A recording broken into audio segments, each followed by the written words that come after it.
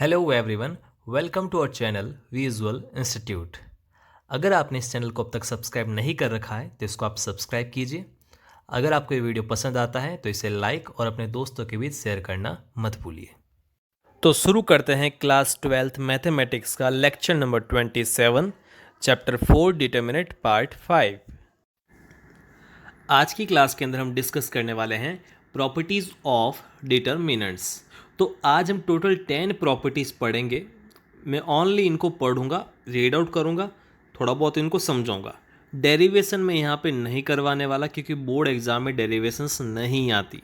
लेकिन फिर भी अगर आपको इनकी डेरिवेशंस पढ़नी है, समझनी है, तो कमेंट सेक्शन में आप लिखना कि इनकी डेरिवेशंस करवाए, तो कभी अगले वीडियोस के अंदर मैं इनकी डेरिवेशंस भी आपके सामने लेके आऊँगा।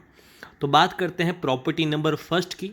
जो पहली प्रॉपर्टी है वो है the value of the determinant remains unchanged if its rows and columns are interchanged. यानी कि किसी भी डिटरमिनेंट की जो वैल्यू है, किसी सारणी का मान है, वो अनचेंज रहेगा, बदलेगा नहीं। अगर आप उस डिटरमिनेंट के रोज और कॉलम को आपस में बदल देते हो, यानी कि रोज को आपने कॉलम बना लिया, पंक्ति को आपने स्तंभ बना लिया और कॉलम को आपने रोज बना लिया, यानी कि स्तंभ को आपने रो बना दिया, पंक्ति बना लिया, तो सारणी के मान में कुछ भी परिवर्तन नहीं होने वाला है। फिर बात करते हैं प्रॉपर्टी नंबर 2 की। इफ एनी 2 रोज और 2 columns of a determinant are interchanged then sign of determinant changes but value remains unchanged. यहाँ पे थोड़ी सी डिटरमिनेंट की स्पेलिंग बाई मिस्टेक टाइपिंग से गलत लिखी गई है, तो आप इसको माइंड मत कीजिएगा।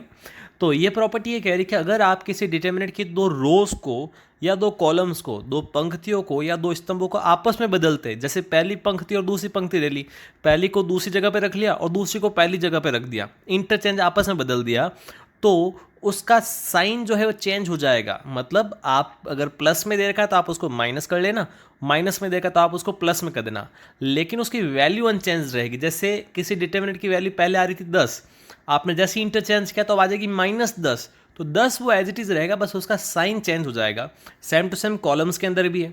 अगर आपने एक बार कॉलम्स में किया और एक बार रोज में किया, तो पहले कॉलम में किया तो प्लस का माइनस हो जाएगा, फिर कॉलम से वापस रो का चेंज किया तो माइनस से वापस प्लस हो जाएगा। तो ये आपको ध्यान रखना है। या फिर जितनी बार चेंज करते हो माइनस माइनस आप गुणा कराते जाओ। ओके स्टूडेंट्स, फिर बात करते हैं थर्ड प्रॉपर्टी की।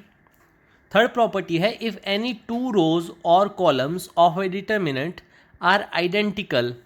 यानी कि अगर दो कोई रोज और कॉलम सेम है, आइडेंटिकल है, 1 1 1 2 2 2 3 3 3, है ना, तो जैसे दोनों रोज है 2 2 2 2 2 2, या फिर किसी डिटरमिनेंट की, जैसे मैं एग्जांपल वाइज यहाँ लिख लेता हूँ, एक रो है 1 3 5, दूसरी है 1 3 5 और फिर कुछ 2 4 6 ऐसा कुछ दे रखा है। तो यहाँ पे पहली रो और दूसरी रो सेम सेम आ गई, आइडेंटिकल आ गई।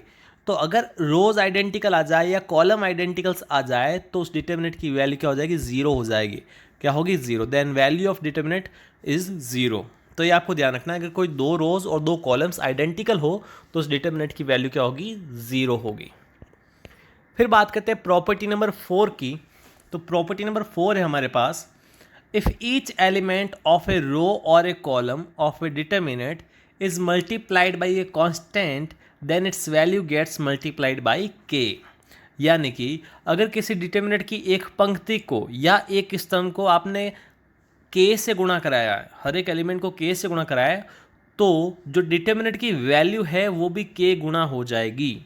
यानी कि अगर पहले था कुछ 1 2 3 था और नीचे कुछ एलिमेंट्स दे रखे थे, तो इसका अगर वैल्यू डेल्टा था, फिर आपने इसको हर एक को 2 2 से मल्टीप्लाई करा दे, 2 4 6, नीचे एज इट इज आपने एलिमेंट रखे, तो अब जो है वो क्या हो जाएगा? 2 डेल्टा।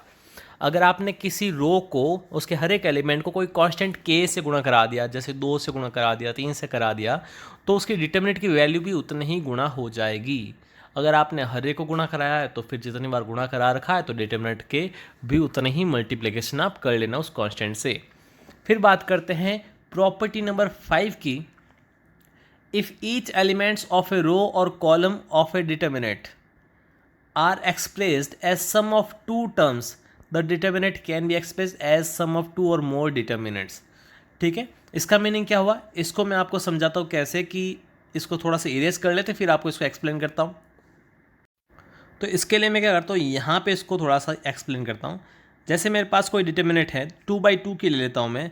पहली रो है a+b और c+d और नीचे EF। अगर ऐसा कह रखा है तो इसकी पहली रो में हर एक एलिमेंट को मैंने समेसन की फॉर्म में लिखा, 2 एलिमेंट के समेसन, 2 हो सकते, 3 हो सकते, जो भी है। तो यहाँ पे हर एक एलिमेंट दो जनों के ऐड से मिलकर बना है। तो इसको मैं ऐसे भी लिख सकता हूँ AECF plus BDEF। Okay students, तो हमने क्या कर दिया, यहाँ पे इनको सेपरेट कर लिया। तो ये ऐसे कर सकते हैं, प्रॉपर्टी है। अब डेरिवेशन इसको सॉल्व करेंगे तो भी आंसर मिल जाएगा। तो डेरिवेशन आप अपन यहाँ पे नहीं कर रहे हैं। तो प्रॉपर्टी क्या है, if each element of a row और column of a determinant are expressed as sum of 2 और more terms, the determinant can be expressed as sum of 2 और मोर डिटरमिनेंट्स। तो ये हमने कर दिया कि a+b c+d था, तो a और c को रखा एक में और दूसरे में रख दिया b और d को। फिर बात करते हैं प्रॉपर्टी नंबर 6 की। If the elements of any row और column of a determinant is added or subtracted with any of other row or column with a multiple of constant, then the value of the determinant does not changes। यानी कि आप किसी भी रो में से आपने क्या कर दिया, किसी डिटरमिनेंट के अंदर पहली रो में से आपने दूसरी रो घटा ली या तीसरी रो घटा ली या फिर दूसरी रो का 2 गुना घटा लिया, तो डिटरमिनेंट की वैल्यू पे कुछ भी चेंज नहीं होगा। डिटरमिनेंट की वैल्यू वो क्यों रहेगी। ऐसे कैसे आप कॉलम के साथ कर सकते हैं। इन सारी प्रॉपर्टीज़ को मैं न्यूमेरिकल के क्वेश्चंस के हिसाब से आपको वापस एक्सप्लेन करने वाला हूँ। तो अभी सिर्फ हम रीड आउट कर रहे हैं। ये प्रॉपर्टीज़ आपको याद रखनी है और ऐसे जितने क्वेश्चंस करेंगे तो ऑटोमेटिक आपको ये प्रॉपर्टीज़ याद हो जाएगी। उस टाइम मैं आपको और एक्सप्लेन कर दूंगा। ओके स्टूडेंट्स, फिर बात करते हैं प्रॉपर्टी नंबर 7 की। तो प्रॉपर्टी नंबर 7 है हमारे पास, if elements of one row or column are multiplied with cofactors of elements of any other row then their sum is 0। यानी कि देखो, हमने पिछली क्लासेस के अंदर क्या पढ़ा था कि कोई भी डिटरमिनेंट है तो उसकी जो वैल्यू है वो होती है A11 F11 A12 F12 A13 F13। तो हमने क्या कर रखा था कि एलिमेंट्स को उसी लाइन के कोफैक्टर के एलिमेंट्स के साथ मल्टीप्लाई करा रखा था। ये प्रॉपर्टी बोलते हैं अगर आपने एलिमेंट्स को उसके अलावा किसी और रो के या कॉलम के कोफैक्टर से मल्टीप्लाई करवा रखा है तो आपको क्या मिलेगा आंसर, आपको मिलेगा आंसर 0। कितना मिलेगा answer, 0। Then there sum is 0। तो इनकी वैल्यू क्या आ जाएगी, 0। अगर एलिमेंट को उन्हीं के कोफैक्टर्स के साथ मल्टीप्लाई करवा रखा है तो आपको वैल्यू मिलेगी डिटरमिनेंट की। लेकिन अगर किसी और रो या कॉलम के कोफैक्टर्स के साथ मल्टीप्लाई करवा रखा है तो आपको वैल्यू मिलेगी 0। फिर बात करते हैं प्रॉपर्टी नंबर 8 की।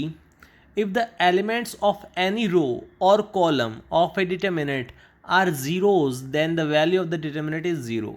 यानी कि अगर किसी डिटरमिनेंट के अंदर एक रो के अंदर सारे के सारे एलिमेंट 0 है या एक कॉलम के अंदर सारे के सारे एलिमेंट 0 है तो उस डिटरमिनेंट की वैल्यू भी क्या आएगी, 0 आएगी। ये आपको ध्यान रखना है। ऐसे आप न्यूमेरिकल प्रैक्टिस करेंगे जब समझ लेंगे भाई वैल्यू निकालते तो भी 0 ही मिलती है। फिर पॉइंट नंबर 9 है हमारे पास, in a triangular matrix the value of the determinant is the product of the elements of the diagonals. Triangular matrix यानी कि अगर किसी डिटरमिनेंट के अंदर, ट्राइंगुलर मैट्रिक्स मतलब कि अगर हम क्या करते हैं, कोई मैट्रिक्स है जिसके डायगोनल के एक साइड के सारे एलिमेंट 0 है, या तो ऊपर या नीचे, इन दोनों में से एक साइड के सारे एलिमेंट 0 है तो उसे ट्राइंगुलर मैट्रिक्स बोलते हैं। लोअर ट्राइंगुलर मैट्रिक्स होती है और एक अपर ट्राइंगुलर मैट्रिक्स होती है। तो कैसी भी हो, तो अगर ऐसा है कि एक साइड के सारे एलिमेंट 0 है तो आपको उस डिटरमिनेंट की वैल्यू उस डायगोनल के एलिमेंट्स को मल्टीप्लाई कराने से ही मिल जाएगी। बहुत सिंपल सा प्रॉपर्टी। फिर बात करते हैं प्रॉपर्टी 10 यानी कि लास्ट प्रॉपर्टी की। If a determinant has polynomial with variable x and if by substituting a in place of x, small a in place of x, the value of determinant is 0, then x minus a will be the factor of determinant। यानी कि अगर कोई determinant हमें किसी variable x के अंदर given है और उस x की जगह a रखने पर आपको डिटर्मिनेंट की वैल्यू 0 मिल जाती है तो x माइनस a उस डिटर्मिनेंट के साथ फैक्टर की फॉर्म के अंदर होगा। ये भी अच्छा सा प्रॉपर्टी है, इसको भी हम न्यूमेरिकल के तौर पे समझेंगे, करेंगे। ओके स्टूडेंट्स, तो आई होप आज का लेक्चर आपको पसंद आया होगा, समझ में आया तो इसे लाइक कीजिए, शेयर कीजिए और चैनल को अगर अब तक सब्सक्राइब नहीं कर रखा है तो आप इस चैनल को सब्सक्राइब कर लीजिए। Thank you.